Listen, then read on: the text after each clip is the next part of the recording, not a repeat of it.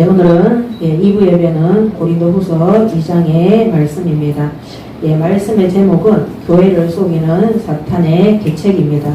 오늘 2장 11절 말씀에 보면은 사탄에게 속지 않게 하려 우리는 그 계책을 알지 못하는 바가 아니로라 이렇게 되어 있습니다.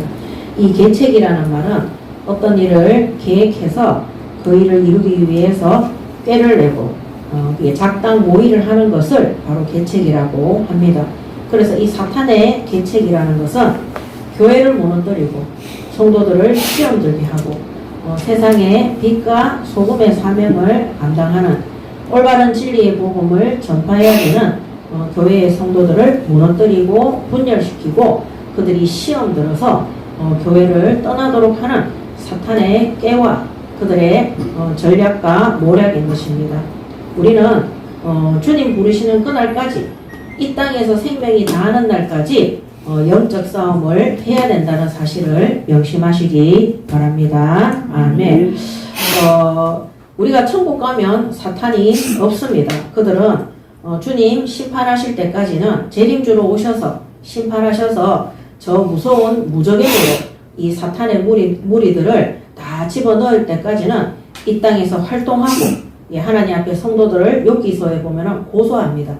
고소하고 그 다음에 성도들을 시험 주고 무너뜨리고 분열되게 하는 일에 그들이 계책을 가지고 속이고 있고 또 불신자들에게는 세상 임금, 세상 신으로 왕 노릇하면서 그들을 죄 가운데 들어가도록 하나님 알지 못하도록 또 영원한 불목, 지옥으로 빠지도록 그들의 영혼들을 속여서 끌고 가는 일에 그들이 계책을 부리는 것이 바로 사탄의 일입니다. 그래서 마귀는 그 끝이 무적의 불타는 지옥입니다. 거기는 하나님의 긍휼과 자비와 자애가 하나도 없는 것입니다. 거기는 완전한 멸망의 곳이고 패망의 곳이기 때문에 이 마귀는 그 길이 결정되어졌기 때문에 이 땅에서 예수님 심판주로 오실 때까지는 활동하면서 성도와 교회를 속이는 것밖에 안 하고 있습니다.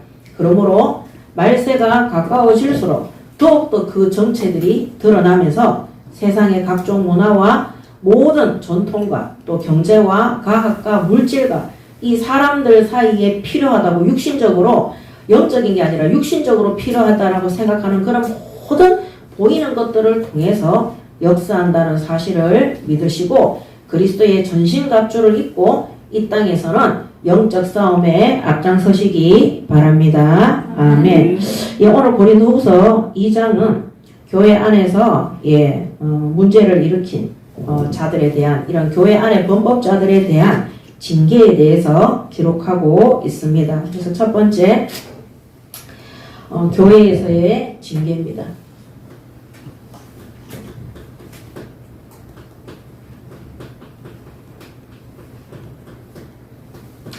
이 고린도 교회는 굉장히 바울이 근심하고 걱정하고 기도도 많이 했는 교회입니다.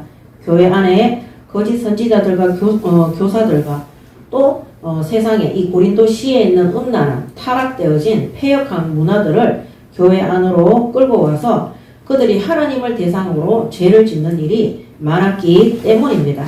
그리고 고린도 교회 안에도 이런 문제에 있어서 회개하는 자들도 있고 또 용서하자는 자들도 있지만은 또 끝까지 그들을 심판하고 징계해서 교회에서 내쫓자고 하는 그런 무리들도 있습니다. 그래서 고린도전서 2장 1절에서 보면 내가 다시는 너희에게 근심 중에 나아가지 아니하기로 스스로 결심하였노니 내가 너희를 근심하게 한다면 내가 근심하게 한 자밖에 나를 기쁘게 할 자가 누구냐.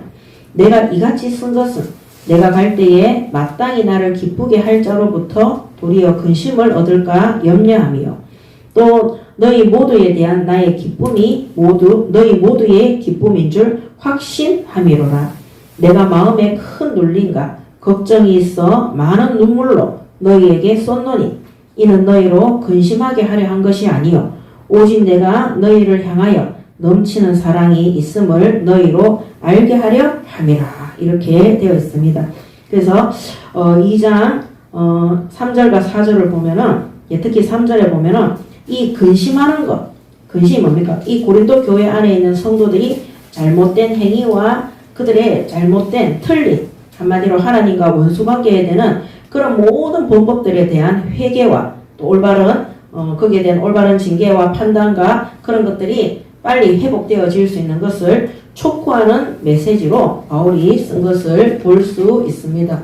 그러므로 고린도 교회 이 고린도 교회 안에 있는 교인들의 교인들의 이 교인들은 하나님 보시기에 또 사도 바울이 보기에 범법자들인 거죠. 교회의 법을 어기고 교회에 피해를 입힌 자들 이들에 대한 교인들에 대한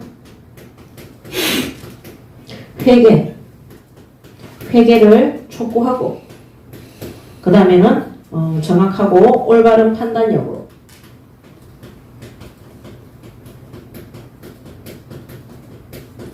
그들이 회개하고 또 징계를 받음으로 그들이 회복될 수 있도록 회복이 되도록 촉구하고 권면하고 있는 것이죠. 이게 2절에서 3절의 내용입니다. 그 다음에 두 번째는 이 바울의 근심과 이 바울의 이 눈물과 이 편지를 기록한 것 3절에 보면 내가 이같이 쓴 것은 이렇게 되어 있습니다.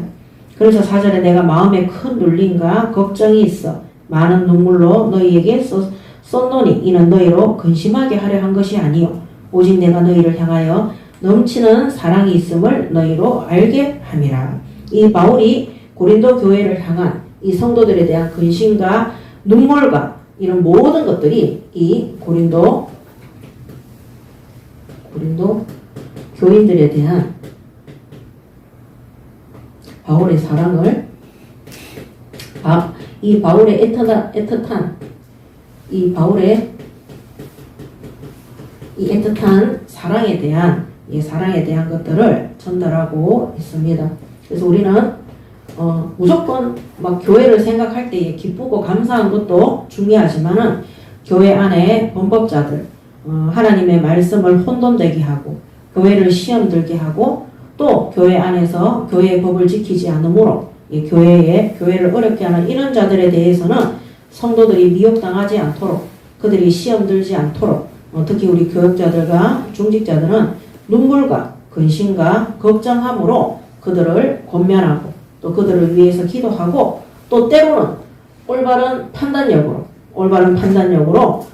정말 결단해야 될 때가 있는 것입니다. 권면해야 될 때가 있고 또 징계를 해야 될 때가 있는 것입니다. 그래서 이런 모든 것들을 생각했을 때 이것이 사람의 감정이야. 이 냉정한 이성을 가지고 판단하는 것이 아니라 바울이 4절에 말한 것처럼 그들에 대한 고린도 교인들에 대한 바울의 이런 사랑으로 내가 근심함으로 이런 서신을 쓴다. 그렇게 기록하고 있습니다. 그러므로 우리도 정말로 하나님 앞에서 진정으로 성도들을 위해서 그들이 올바른 길을 갈 수 있도록 바르게 권면과 또 징계와 때로는 올바른 판단으로 그들을 용서해서 모든 것들을 회개하고 회복해서 바르게 신앙생활을 할 수 있도록 우리 교육자들과 사역자들과 중직자들은 바르게 신앙하시기 바랍니다. 아멘. 그 다음에 교회에서의 징계 중에 그 다음에 2장 5절에서 11절에 보면 2장 5절에서 11절에 보면 이런 범법자들에 대한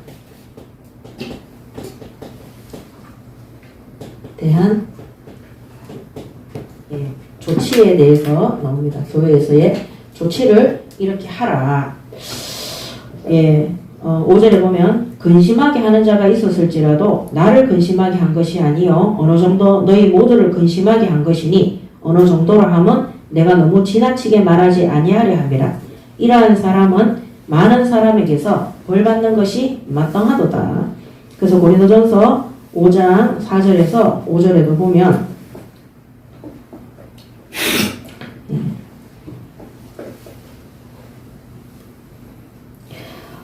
예수의 이름으로 너희가 내 영과 함께 모여서 우리 주 예수의 능력으로 이런 자를 사탄에게 내주었으니 이는 육신은 멸하고 영은 주 예수의 날에 구원을 받게 하려 함이라. 아멘. 그러므로 우리가 하나님의 말씀으로 아무리 예배하고 기도하지만은 그들이 범법을 계속해서 행하고 교회를 어렵게 하고 시험 들게 하고 무너지는 일에 심부름하는 자들은 반드시 거기에 따른 징계를 받는 것이 마땅하다고 얘기하고 있습니다. 왜냐하면 육신을 자꾸 사탄에게 내어주기 때문입니다. 그래서 여러분들이 항상 말씀 속에서 확인하세요. 내가 내 입을 열어서 자꾸 불신앙하고 말씀에 대적하는 불평불만을 하고 이렇게 하면은 하나님의 말씀과 맞지 않는 짓을 하는 이 모든 것들이 내 육신을 멸하고 사탄에게 내주었다는 사실을 아셔야 되는 겁니다. 오늘 일부 예배에도 그렇게 말했죠. 그래서 우리가 사탄하고 사귀는 자가 되면 안 됩니다. 사탄이 좋아하고 기뻐하는 일에 우리의 육신이 쓰임받으면 하나님 앞에 반드시 징계를 받는 것이 마땅하다고 되어 있습니다. 그래서 7절에 그런즉 너희는 차라리 그를 용서하고 위로할 것이니 그가 너무 많은 근심에 잠길까 두려워하느라. 그러므로 너희를 권하노니 사랑을 그들에게 나타내라. 너희가 범사에 순종하는지 그 증거를 알고자 하여 내가 이것을 너희에게 썼노라. 너희가 무슨 일에든지 누구를 용서하면 나도 그리하고 내가 만일 용서한 일이 있으면 용서한 그것은 너희를 위하여 그리스도 앞에서 한 것이니 이렇게 되어 있습니다. 자, 이 바울이 반드시 이들은 징계를 받아야 되지만 사람의 생각과 감정으로 하는 것이 아니라 교회에 문제 일으킨 자들을 관용해달라, 용서해달라고 호소도 하고 있습니다. 그러므로 이 바울이 고린도 교회에 쓴 서신에는 아까 말씀드린 것처럼 용서해서는 안 된다. 원래 교회의 법대로 그들을 징계하고 처벌해서 내쫓아야 된다.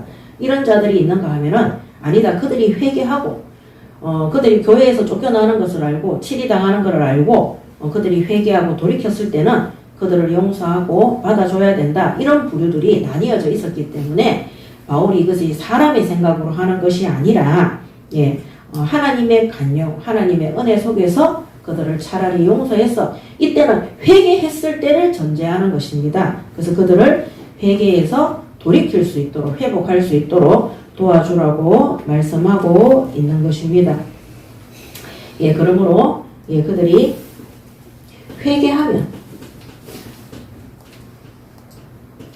더 이상 이런 범법자들 취급하지 말고 범법자로 취급하지 말고 용서하라는 겁니다.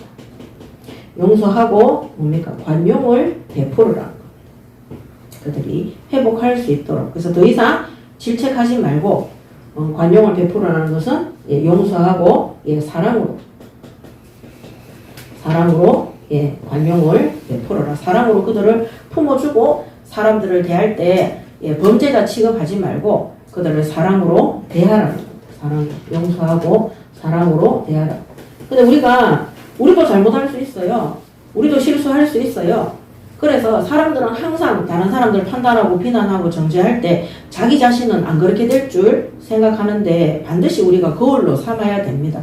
거울로 삼아서 아까 말씀드린 것처럼 권면하고 그들이 회개할 수 있도록 그 다음에는 죗값을 받고 일부 예배처럼 징계를 받음으로 그들이 회복할 수 있도록 돕는 것이 바로 교회의 올바른 성도들의 심부름입니다.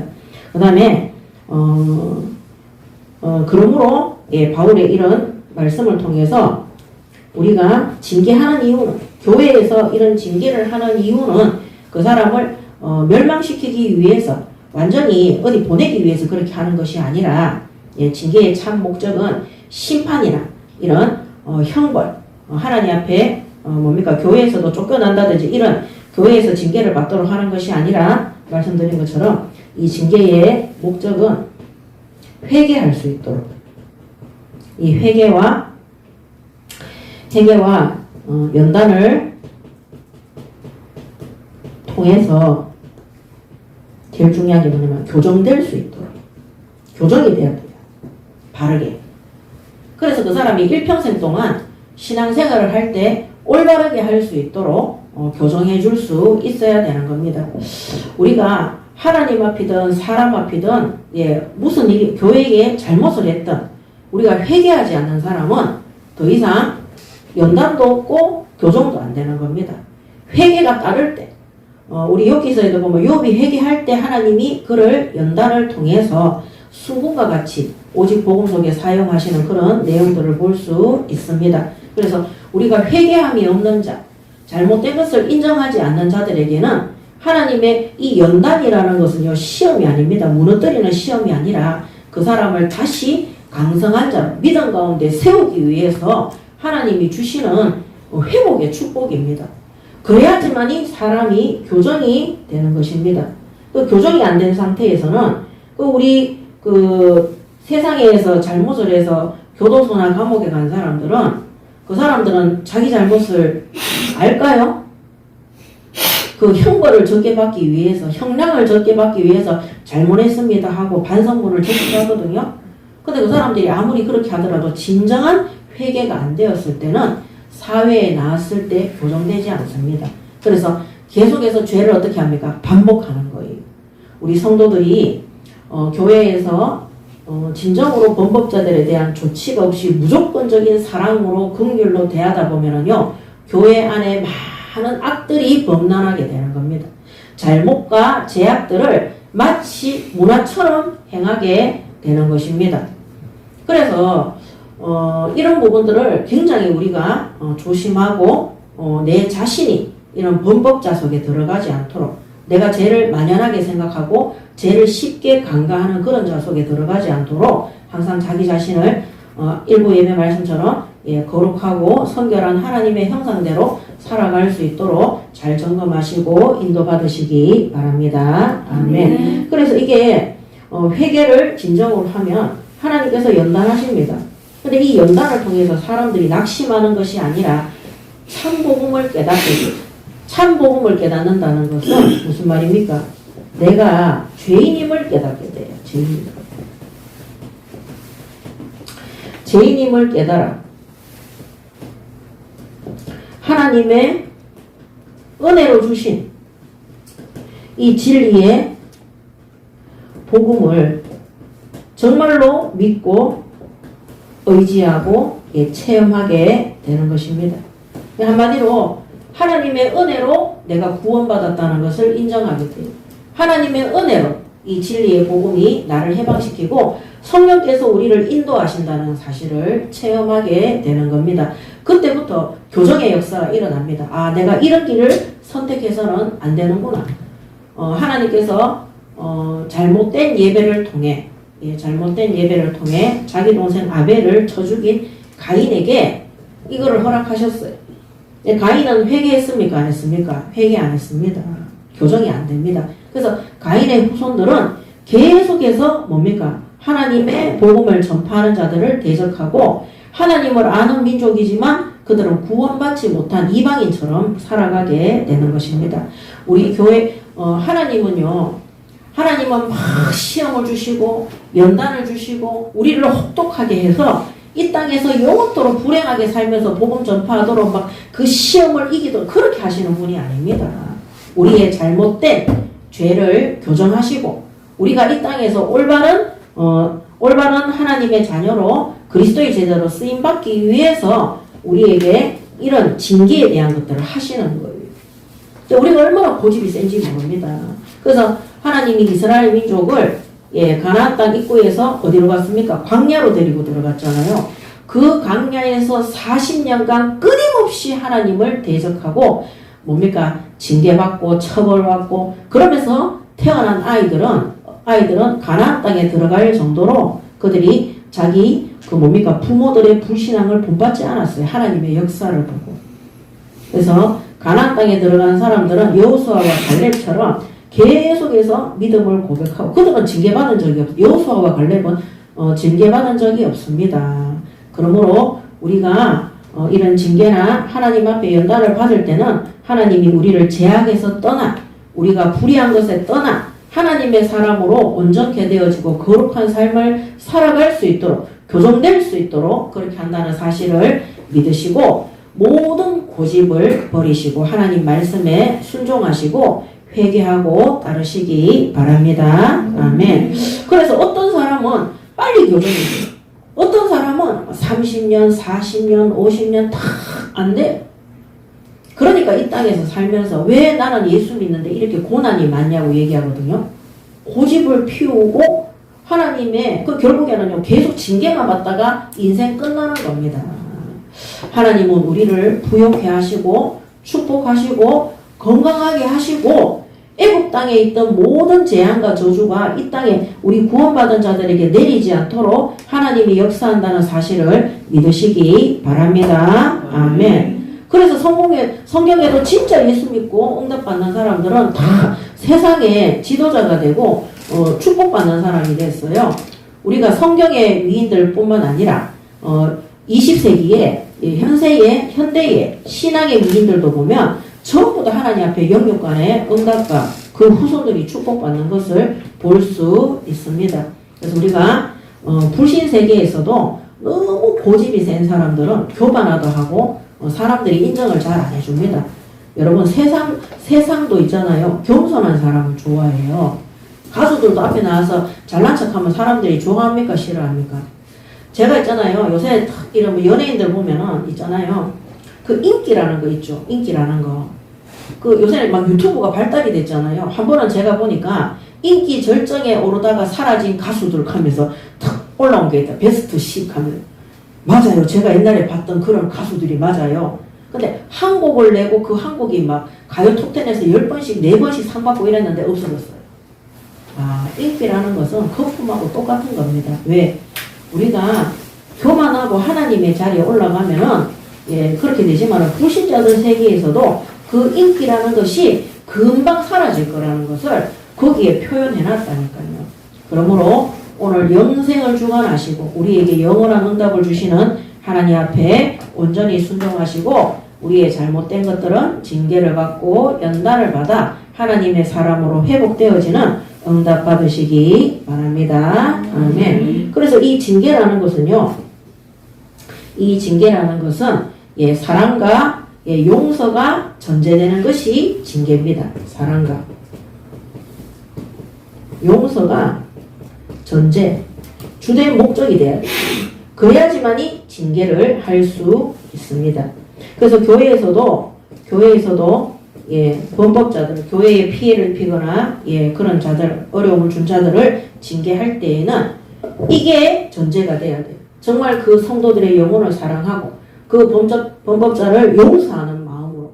그리고 하나님께서 어떻게 하셨는가? 하나님의 말씀을 통해 확인을 해야 되고 예수님이 주셨던 말씀을 통해 확인해서 이 사람이 하나님의 말씀 가운데 회개하고 그가 영육간에 회복될 수 있도록 도와주는 것이 진정한 교회에서의 징계입니다. 아멘. 그래서 이거는 진짜 사랑과 용서가 목적이 안 되면은요, 이 징계는 나중에 어그러지면은요, 이 사랑과 용서의 배경이 안 되면은 그 잘못된 사람을 갈굽는다 하는 거 알죠? 갈굽고 그 다음에는 어떻게 합니까? 그 사람이 무너지도록 사탄에게, 오늘 사탄의 계책이 뭐였어요? 아까 말씀드린 게 성도들을 무너뜨리고 교회를 무너뜨리는 게 사탄의 일입니다. 그 일에 심부름하는 징계가 되기 때문에 특히 교회 안에서의 또 우리 이런 징계, 범법자들의 잘못을 해한 자들의 징계는 하나님의 사랑과 이 용서 가운데에서 바르게 심부름하시기 바랍니다. 아멘. 예, 그 다음에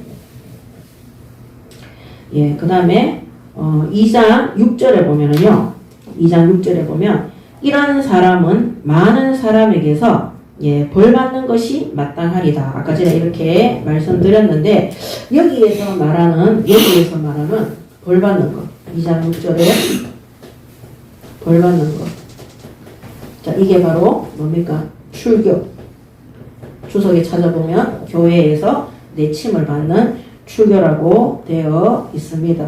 그래서 아까 우리가 읽었던 고린도전서 5장 4절에서 5절 말씀 그대로 이런 자를 사탄에게 내주었으니 이런 육신은 멸하고 영은 주 예수의 날에 구원을 받게 하려 함이라 이렇습니다. 그래서 육신적으로 계속해서 교회를 어렵게 하고 시험을 주는 자들은 반드시 징계를 해서 내보내는 거, 거기에 대해서 얘기하고 있습니다. 그래서 이런 범죄자들은 출교 이후에 출교가 결정됐을 때, 당신 우리 교회에서 이제 나가야 됩니다. 출교됩니다. 이런 일이 결정되었을 때 이들이 회개하면 예, 교회는 이들을 관용으로 또 사랑으로 용서하고 권면해야 되는데 이때 당시에 고린도 교회는 예, 이 사람이 출교를 명했을 때 회개했다. 그럼 우리가 경고로 끝내자.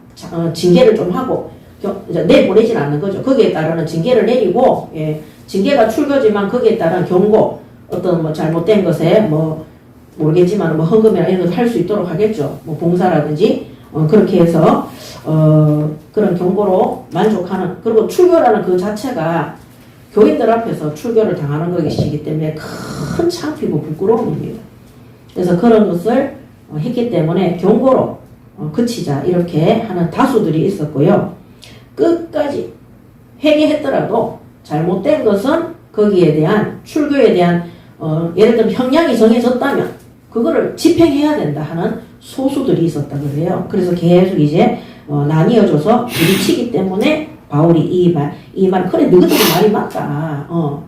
이게 뭡니까? 많은 사람에게서 벌 받는 것이 마땅하다. 그렇지만 그를 사랑과 간용으로 대해서 그가 회복할 수 있도록 도와주라고 그렇게 말하고 있습니다. 그래서 7절에 그를 용서하고 위로하라. 그가 너무 많은 근심에 잠길까 두려워하노라.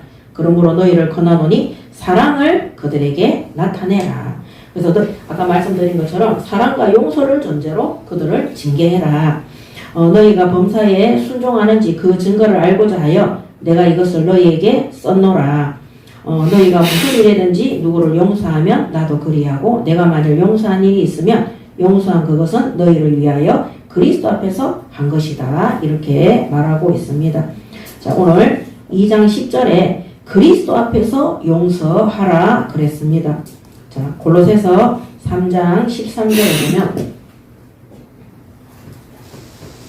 골로새서 3장 13절에 보면 누가 누구에게 불만이 있거든 서로 용납하여 피차 용서하되 주께서 너희를 용서하신 것 같이 너희도 그리하라고 되어 있습니다. 뭐라고요?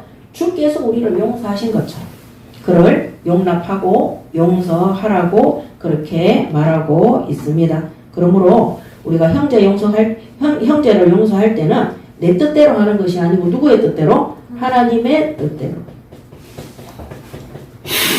하나님의 뜻대로 징계하고 용서하는 것입니다. 예, 이게 2장 10절이죠. 2장 10절. 고린도후서 2장 10절.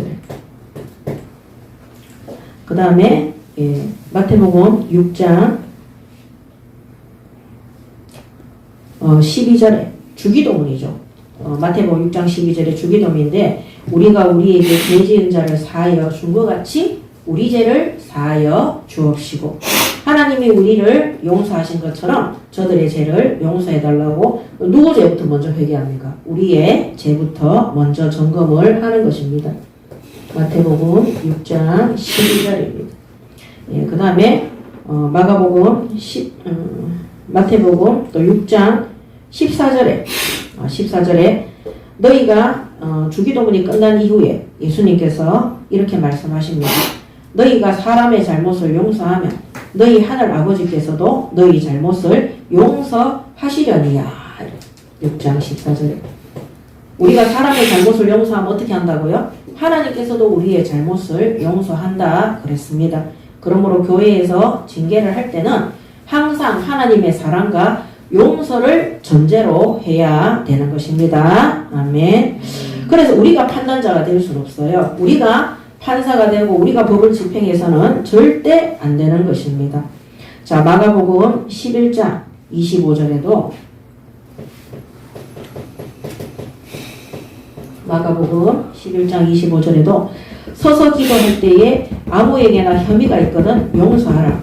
그리하여야 하늘에 계신 너희 아버지께서도 너희 허물을 사하여 주시리라 하시니라. 자, 하나님을 사랑하는 사람들은요, 그 이웃과 형제와 성도들을 용서하고 하나님 앞에 사함을 받으시기 바랍니다. 아멘. 하나님 사랑하는 사람이 상대방을 용서하지 못하고 용납하지 못할 때 우리 또한 하나님 앞에 그런 은혜를 받을 수가 없는 겁니다. 그렇지만 하나님이 우리를 먼저 용서하시고 우리를 구원하셨으므로 모든 사람들이 그리고 정말로 우리 시편에 보면은 사울 왕이 다윗을 죽이기까지 계속해서 괴롭히잖아요. 또 바울도 유대인들이 얼마나 바울을 괴롭힙니까? 성경에 보면은 뭐 구리 장세 알렉산더는 바울이 하는 것마다 방해하고 그 기록되어져 있거든요. 그렇지만 그들의 잘못은 누구한테 맡기면 됩니까? 하나님 앞에 맡기고 그렇지만 교회는 거기에 대해서 경고해야 되는 거예요. 구리 장세 알렉산더를 조심해라. 그가 내가 하는 일을 가는 곳마다 방해했다. 우리가 교회에서 예를 들어가지고 교회 안에서 우리 지난 교단하고 똑같죠. 목회자가 성폭행을 하고 그런 성비 사건에 연루되어 있고 헌금을 갈취하고 하는데 성도들이 그리스도 예수 안에서 예수님이 다 문제 해결했다면서 그래 두면 나중에 어떻게 됩니까? 교회 안에 여자 청년들이 다 그렇게 성폭력의 피해자가 되고 그래서 얼마나 많은 목사들이 거기에 범죄자로 범법자가 됐습니까? 그래서 그런 부분에 있어서 반드시 경고하고 징계해야 되는 부분들이 있습니다. 그렇지만 그 목사들도 진정으로 하나님 앞에 회개하고 법적으로 책임을 지고 그 다음에 목사직에서 나가는 거잖아, 그죠? 목사직에서 잘랐잖아요. 근데 정말 골 때리는 게 뭐냐면은 면직을 당했는데 다른 동네가 옆에 동네에 가서 다시 교회를 개척해서 세워서 지금 하고 있어요. 다 성폭력을 했던 목사들이. 그럼 그들은 회개한 겁니까? 회개 안 한 겁니까? 회개 안 한 겁니다. 우리가 불신자 연예인들도요, 도박을 하든 뭘 하든 잘못을 하잖아요. 그 사람들은 성폭력에 연계되면 아예 못 나오고 방송에 뭐 도박이든 이런 거를 이상한 짓을 음주 이런 거 있죠. 했을 때 그 사람들 보통 TV에 나오려면 3년에서 5년이 지나야지 겨우 국민들이 용서를 할까 말까 이래가 나와요. 근데 목회자가 그런 법법 행위를 했는데 뻔뻔하게 한 달도 안 돼가지고 바로 옆에다 교회를 개척해서 정말 그 교회 안에 아이들이 뭐를 보고 배울지 너무나 무섭습니다. 그래서 우리가 그 교단에서 나온 최고의 이유가 뭐냐? 죄를 지어놓은 범죄자들이 자기들이 세계 보고만한 단체라고 우기는. 그러니까 그건 정신병도 아니고 그건 범죄 집단입니다.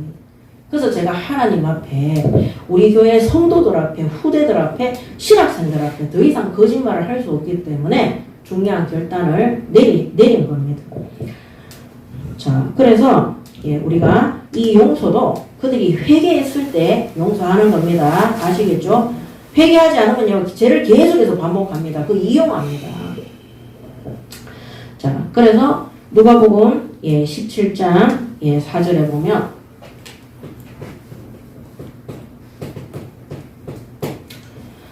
만일 하루에 7번이라도 내게 죄를 짓고 7번 내게 돌아와 내가 회개하노라 하거든 너는 용서하라 하시더라. 아멘. 이들이 회개한다 하면 뭐 하라고요? 용서하라 그랬어요. 회개해도 소용없다. 근데 여기 보면은 이 예수님의 제자들이 예수님한테 물었을 때 어디까지 용서해야 되냐고 물었을 때 누가복음 17장 4절에 하루에 7번씩 7번이라도 내게 죄를 짓고 7번 내게 들어와 내게 회개하노라 하면은 용서하라 그랬거든요. 그 다른 성경에 보면은 7번씩 70번이라 그랬어요. 그럼 77이 49, 490번. 한마디로 회개하면 무조건 용서해 주라는 겁니다. 그렇지만 용서는 하지만 죄값은 치러야 됩니까? 안 치러야 됩니까? 치러야 되는 거예요. 자, 그래서 사람들이 잘못을 해서 범죄를 저질러서 교도소에 갔을 때 그 사람들이 잘못했다고 반성문 쓰고 하잖아요. 탄원서도 쓰잖아요. 그러면 형벌이 떨어지고 난 다음에 그 형벌대로 안 합니까? 반드시 그 형벌을 치르도록 거기에서 교도소에 가서 징역이 끝날 때까지 죄값을 치르는 겁니다. 그래서 반드시 거기에 대한 징계는 받아야 되는 것입니다.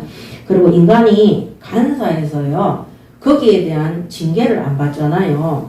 다음에 죄에 대해서 너그럽게 여기고 쉽게 죄를 짓는 체질로 바뀌게 되는 것입니다. 그래서 반드시 회개라는 것은요, 회개라는 것은 거기에 따르는 우리의 그 실천하는 행동이 따라야 돼요. 실천의 행위가 따르는 것이 회개입니다. 그래서 진정으로 회개한 사람들은요, 죄를 받을 때, 죄값을 치를 때 달게 받아야 되는 거예요. 억울한 마음을 가지면 억울한 마음, 진짜 내가 잘못했다고 생각하고 회개하는 교회의 성도들은요, 내가 거기에 대한 죄값을 받을 때 아멘으로 받고 감사함으로 받아야 되는 거예요.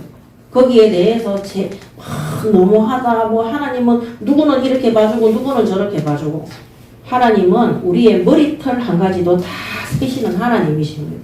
저 사람들의 죄가 나보다 더 커 보이는 것 같아도 아닙니다. 하나님께서 정확하게 거기에 대한 징계를, 심판을 하시는 것입니다. 그러므로 회개해서 연단을 통해 교정될 수 있도록 우리가 그렇게 인도받으시기 바랍니다. 아멘. 그래서 교회 안에 잘못한 자들도 또 내 자신이 잘못했을 때도 반드시 회개를 강요하는 것이 아니라 성경에 회개하면이라고 오늘 방금 읽었잖아요. 회개해야지만이 회개하노라 하거든 너는 용서하라고 그렇게 기록되어져 있는 것입니다. 자, 두 번째, 그렇다면 사탄의 계책에 대해서 잠깐 알아보도록 하겠습니다. 자, 이 사탄은 성도의 영혼과 육신을 파괴하는 일에 심부름합니다. 성도의 영혼과 이 육신의 육신의 모든 것이죠. 이거를 파멸시키는 일에 심부름하는 것이 바로 사탄의 역사입니다. 그러므로 반드시 우리가 영적으로 영적으로 파괴되어지면요, 육신의 삶도 반드시 사단에게 종노릇하고 심부름하는 파멸로 간다는 것을 아셔야 됩니다. 누가복음 9장 39절에 보면 귀신이 그를 잡아 갑자기 부르짖게 하고 경련을 일으켜 거품을 흘리게 하며 몹시 상하게 하고야 겨우 떠나가나이다. 이거 누굽니까? 귀신 들려 간지라는 소년에게 붙었던 악령입니다. 그 아버지가 예수님에게 말하는 거죠. 귀신이 그의 영을 잡아서 너무 때리니까 육신도 경련과 간질 속에 들어가는 겁니다. 이 거품 내는 게 간질이잖아요. 경련이. 뭐 가정생활도 안 되고 육신적으로 아무것도 학교도 못 가고 아무것도 못 하는 겁니다. 그래서 베드로전서 5장 8절에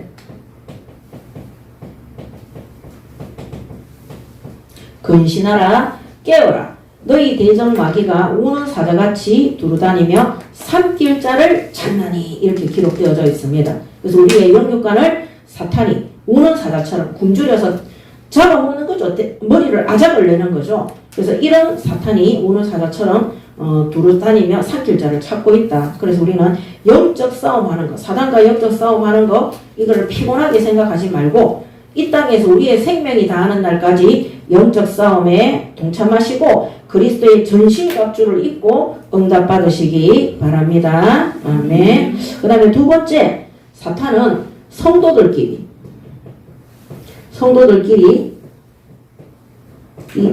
비방하고 성도들끼리 비방하고 대적하고 그 다음 이들이 분열되도록 그래서 무너지도록 한마디로 시험들은 이 사단이 주는 시험이에요. 그렇게 하도록 하는 것이 사탄의 계책입니다. 그래서 성도를 어떻게 비방하느냐? 욥기서 1장 9절에서 11절에 보면 사탄이 여호와께 대답하여 이르되 욥이 어찌 까닭없이 하나님을 경외하리까? 주께서 그와 집과 그의 모든 소유물을 울타리로 두르심 때문에 아니니까? 주께서 그의 손으로 하는 바를 복되게 하사 그의 소유물이 땅에 넘치게 하셨음이니이다. 이제 주의 손을 펴서 그의 모든 소유물을 치소서. 그리하시면 틀림없이 주를 향하여 욕하지 않겠나이까. 욥이 돈도 있고 뭐도 있고 뭐 이런 것들이 있으니까 소유물이 있으니까 하나님 앞에 잘 믿는 척하지. 쉽게 말하면 그 새끼 사실은 그거 다 뺐으면 하나님 욕하고 그런 존재니까 그렇게 하라고 비방하는 거. 하나님 앞에 비방하고 고소하는 존재가 바로 이 사탄입니다. 그러면서 어떻게 합니까? 결국에는 성도들끼리도 원수되게 하고 하나님께도 원망하도록 그렇게 만드는 것이 바로 사탄입니다. 그래서 성도들끼리도 비방하고 대적하고 분열하고 무너지도록 심지어 하나님에까지 고소하는 것이 사탄입니다. 그러므로 에베소서 6장 12절 말씀 그대로 그리스도의 전신갑주를 입고 영적 싸움에 승리하시기 바랍니다. 아멘. 에베소서 6장 12절에 우리의 씨름은 혈과 육을 상대하는 것이 아니요 통치자들과 권세들과 이 어둠의 세상 주관자들과 하늘에 있는 악한 영들, 악의 영들을 상대함이라고 그랬습니다. 그래서 영적인 전쟁, 영적인 싸움을 끝까지 하시기 바랍니다. 자, 그리고 세 번째는 가장 중요한 것인데 이 마귀가 하는 일이, 사탄이 하는 일이 교회를 분열시키는 거예요. 이 모이는 교회를, 그래서 오늘 고린도 교회를 무너뜨리는 일에 사탄이 이 일을 하는 겁니다. 그 교회가 문 닫는 거예요. 성도들이 비방하고 대적하고 하나님을 원망하고 싸우고 영육 간에 파멸되어지니까 교회, 그 고린도 교회 안에 제일 많이 일어났던 것이 분쟁과 싸움이고 음행과 이런 것들이에요. 계속 성도들끼리 비방하고 하나님 원망. 그 이제 결국에 뭐냐, 교회가 문 닫는 거예요. 교회가 분열되어지니까 교회가 이제 탁 무너지는 것이죠. 그래서 에베소서 4장 26절에서 27절에 에베소서 4장 26절에서 27절에 분을 내어도 죄를 짓지 말며 해가 지도록 분을 품지 말고 마귀에게 틈을 주지 말라. 아멘. 이거 정말 중요합니다. 그래서 여러분 이 분을 내고 그 다음에 죄를 짓고 분을 품고 마귀에게 틈을 주는 짓을 누가 마귀가 하는 게 아니라 교회 안에 성도들이 하는 거예요. 범법자들이 하는 겁니다. 불신앙하고 죄를 짓는 자들이 하는 것입니다. 그렇기 때문에 이런 상태 속에서는 분을 낸다는 것은 계속해서 분쟁하고 싸우는 거예요.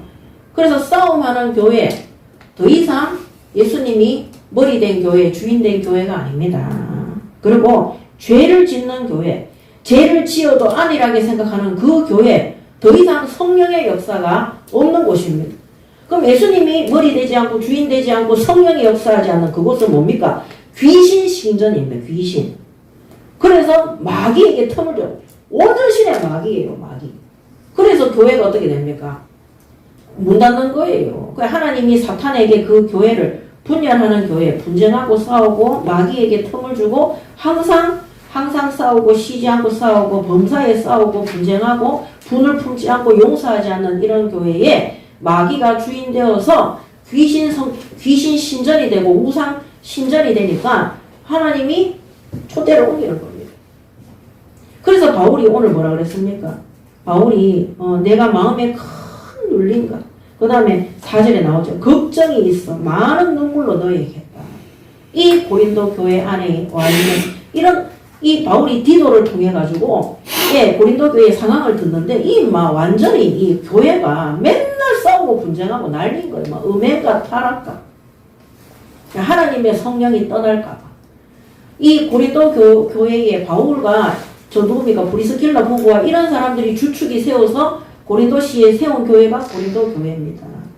이 바울이 눈물로 기도하며 그 고린도 지역에서 제자를 세우고 중직자를 세우면서 세운 교회 안에 있는 이런 사도들과 성도들이 분쟁하고 이렇게 합니다.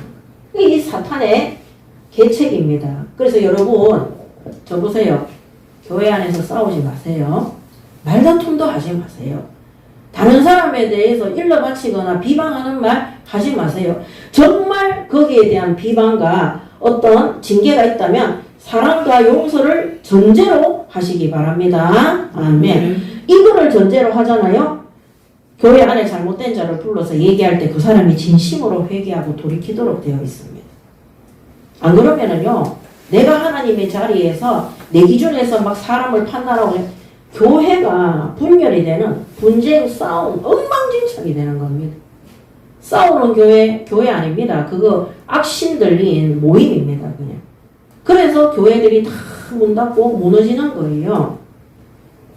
어떻게 하나님은 사랑인데 하나님의 본체 예수님께서 그리스도를 고백하는 베드로에게 마태복음 16장 16절에서 20절에 예수님이 친히 안석교회라고 임명하셨어요. 그 예수님이 주인된 교회가 어떻게 분쟁과 싸움과 이 사탄의 전이 될 수가 있겠습니까? 그래서 이것이 바로 사탄의 계책이라는 거. 그래서 교회 안에서 1도 말다툼도 하지 말고 1도 다른 사람에 대해서 나쁜 감정이나 거기에 대한 비방이나 비판을 하지 마시기 바랍니다. 아멘. 이거 하는 사람들은 사탄하고 친구고 사탄과 교제하고 사탄과 결혼한 자들입니다. 저는 구원받았는데요. 아까 나왔잖아요. 그 몸은 사탄에게 내준다고. 그날의 영혼만 구원받는 일평생 동안 귀신한테 전이 되어서 심부름을 하는 것입니다. 정말로 이 악한 시대에 교회가 세상의 빛과 소금의 역할을 감당할 수 있도록 우리 예인교회는 1도 분쟁하거나 싸우거나 사단에게 분열되는 더 이상 그런 고통 속에 들어가지 않도록 하나님을 괴롭게 하는 그 일에서 우리가 떠나시고 하나님을 기쁘시게 하고 가는 곳곳마다 정말 성령의 역사하는 올바른 제자와 일꾼과 교회를 세우는 일에 심부름하는 우리 예인교회 되시기 바랍니다. 아멘. 결론입니다.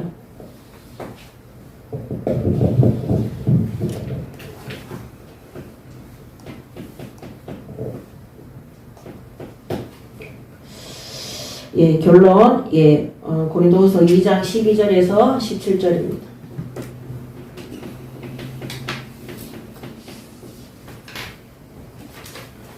예, 첫 번째, 12장 12절에서 13절입니다. 내가 그리스도의 복음을 위하여 드로아에 이르매 주 안에서 문이 내게 열렸으되 내가 내 형제 디도를 만나지 못하였으므로 내 심령이 편하지 못하여 그들을 작별하고 마게도냐로 갔노라. 이렇게 되어 있습니다. 바울이 오늘 고린도 교회 교인들에게 자기의 이 여행의 여정에 대해서 기록하고 있습니다.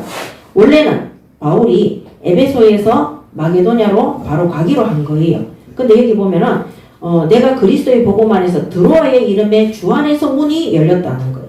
그래서 이 바울이 에베소에 있다가 드로아로 문이 열려서 드로아에서 전도를 하고 마게도냐로 떠나려고 그렇게 했는데 이 바울이 이 여정이 이제 삐뚤어진 거죠. 왜냐면 에베소에서 여러 가지 소동이 일어나고 그 다음에 고린도 교회의 디도를 통해서 끊임없는 문제와 그 다음에 그런 범법자들이 일어나고 있는 그런 것들을 들으면서 이 바울이 내가 지금 고린도에 가서는 안 되겠다는 그런 생각을 좀 한 것 같아요.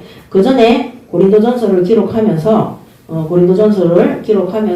고린도 교회에 바울이 갔는데 성도들하고 계속 부딪힘이 있었어요.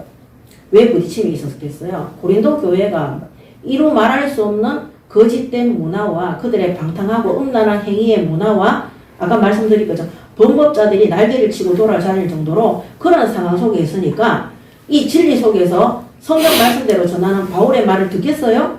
안 듣습니다, 여러분.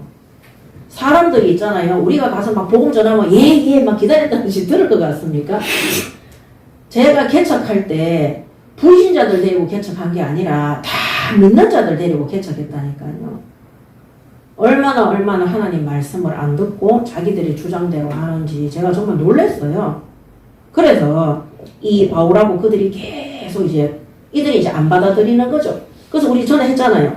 심지어 바울의 사도성까지 의심했어요. 너는 목사도 아닌데, 너는 예수님 직계 제자도 아닌데 여기에서 떠드냐. 한마디로 목사 네가 뭔데 우리한테 이렇게 하냐 저렇게 이렇게 따지는 거예요. 네가 뭐 하는 그게 맞아 이러시고. 그러니까 이제 쉽게 세상 말로만 개파 먹은 적인 거죠, 완전히. 그래서 이 바울이 더욱더 염려하며 근심함으로 이 둘러서 갈 때 바울은 어떤 심정이었겠어요?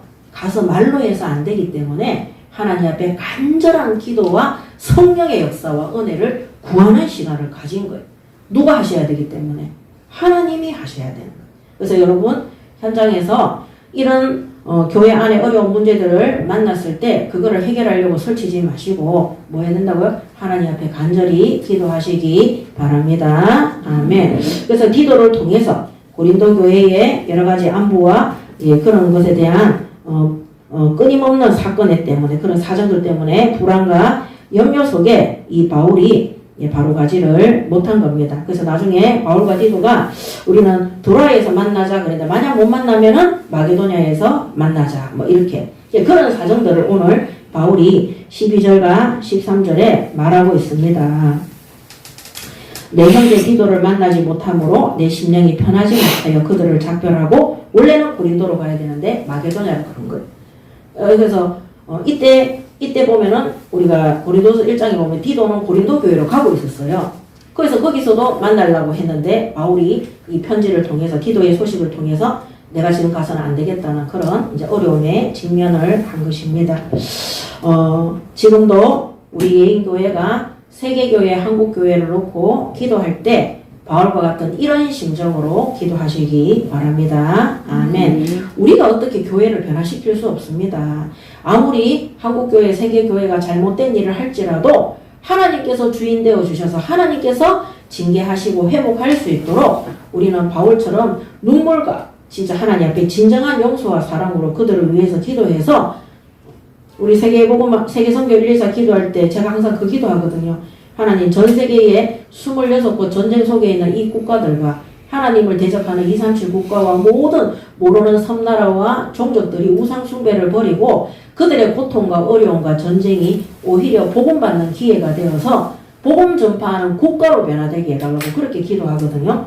그래서 우리가 가서 막 그래 못하잖아요. 우리가 기도할 때 하나님께서 그렇게 변화시킬 줄 믿습니다. 아멘. 그러므로 오늘 바울이 눈물로 권면함에 썼는 이 서신이 그냥 서신이 아니라 바울의 기도예요. 바울의 사랑이고 바울의 끝까지 교회를 향한 사명 감당임을 아시고 우리 예인교회도 끝까지 기도하고 하나님의 역사를 보기를 원하시기 바랍니다. 아멘. 자, 그 다음에 2장 14절에 보면 항상 우리를 그리스도 안에서 이기게 하시고 우리로 말미암아 각처에서 그리스도를 아는 냄새를 나타내시는 하나님께 감사하노라. 한마디로 진짜 1번을 안 적었네요. 예. 그러므로 이거는 12절에서 13절. 그러니까 그리스도의 증인된 마음과 중심으로 간곡히 기도하는 바울입니다. 그 다음에 두 번째는 14절의 말씀을 통해서 진짜 구원받은 복음을 믿는 자들은 영생에 이를 것이고 불신자들은 반드시 심판하게 되는 것을 말하고 있습니다. 그래서 그리스도를 아는 냄새를 나타내는 하나님께 감사하노라. 그리스도 안에서. 그러므로 구원받은 성도는 영생을 누리게 됨을, 왜냐하면 그리스도께서 함께 하심으로. 2장 14절 그 그리스도 안에서 우리를 나타내게 될 것입니다. 그 다음에 2장 16절에 보면 15절에 구원받는 자들에게나 망하는 자들에게나 하나님 앞에 그리스도의 향기니, 다른 향기가 아니라 무슨 향기요? 그리스도의 향기. 2장 15절이죠. 그래서 우리를 통해 십자가가 나타날 수 있도록, 복음이 증거될 수 있도록, 그리스도의 증인이 될 수 있도록. 그 다음에 16절에는 이 사람에게는 사망으로부터 사망에 이르는 냄새요, 저 사람에게는 생명으로부터 생명에 이르는 냄새라. 누가 이 일을 감당하리요? 이 일은 뭐냐? 전 세계 현장에 복음 증거하는 이 성도들에게 맡긴 지상 명령입니다. 성도들의 하나님께서 맡기신 지상 명령입니다. 이 일이. 자, 이게 뭐냐? 마태복음 28장 18절에서 19절이죠. 모든 민족을 제자로 삼아 아버지와 아들과 성령의 이름으로 세례를 베풀고 내가 너희에게 분부한 모든 것들을 가르쳐 지키게 하라. 18절에서 20절의 말씀이죠. 그래서 모든 민족 제자 삼고 그들을 양육하고 세상 끝날까지 이 일을 지속하는 것이, 이 복음 사역을 지속하는 것이 우리의 일입니다. 그것이 이 일을 감당하리요. 이 제자 세우고 교회 세우고 세상 끝날까지 이 주의 일을 감당하는 이 일을 누가 하겠냐는 거죠. 우리가 해야 되는 것입니다. 그래서 17절에 마지막 결론, 2장 17절에 우리는 수많은 사람들처럼 하나님의 말씀을 혼잡하게 하지 아니하고 곧 순전함으로 하나님께 받은 것 같이 하나님 앞에서와 그리스도 안에서 말하노라. 아멘. 5절에 2장 17절에 특히 유대인들이나 유대인들은 교리가 다르죠. 다른 복음을 얘기하는 거죠. 그래서 유대인들 그 다음에 이때 당시에 이 사도들과 함께 성도들이 많아졌잖아요. 교회가 세워지고 복음 증거하면서 자기를 나타내고자 하는 사람들이 있었어요. 그런 사람들 많이 봤죠. 특히 신학교에 가면 그런 사람들 많이 봅니다. 내가 복음 전한다 하면서 내 이름이 드러나는 것을 좋아하고 내가 사역 많이 한다 하면서 내 사역이 드러나기를 바라는 그런 사람들. 예, 자신이 드러나기를 원하는 사람.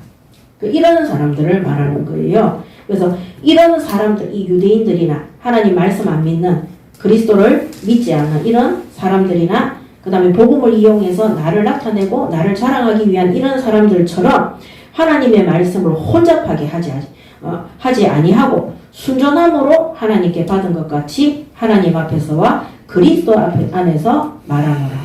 결론은 모든 것은 하나님 앞에서 우리가 깨끗하고 순결하게 우리 일부 메시지 그대로입니다. 정결하게 거룩하게 사명을 감당하는 것입니다. 예. 이게 5번이죠. 5번. 2장 17절처럼 사명을 감당하는 것입니다. 오늘 우리 교회가 이 사탄의 계책에 속임을 받지 말고 교회 안에 징계받을 자들을 위해서 사랑과 용서함으로 그들이 진심으로 회개하고 또 징계를 받아서 회복되어질 수 있도록 심부름하시고 우리는 그리스도의 증인으로 복음받은 자로 일평생 동안 마태오 28장 18절에서 20절에 제자를 세우고 그들을 양육하고 또 주님 재림하시는 세상 끝날까지 함께 하시겠다고 약속하신 이 일에 우리가 끝까지 심부름함으로 거룩하고 순전하고 또 정결한 이 교회 사역에 끝까지 심부름하는 사탄과 1도 연합하지 말고 성령과 함께 동행하고 성령의 역사와 인도 속에 임재 속에 응답받는 우리 예인교회 성도들 되시기 바랍니다. 아멘. 이번 주간에도 영적 싸움에 승리하시기 바랍니다. 아멘. 기도하겠습니다. 하나님 은혜를 감사합니다.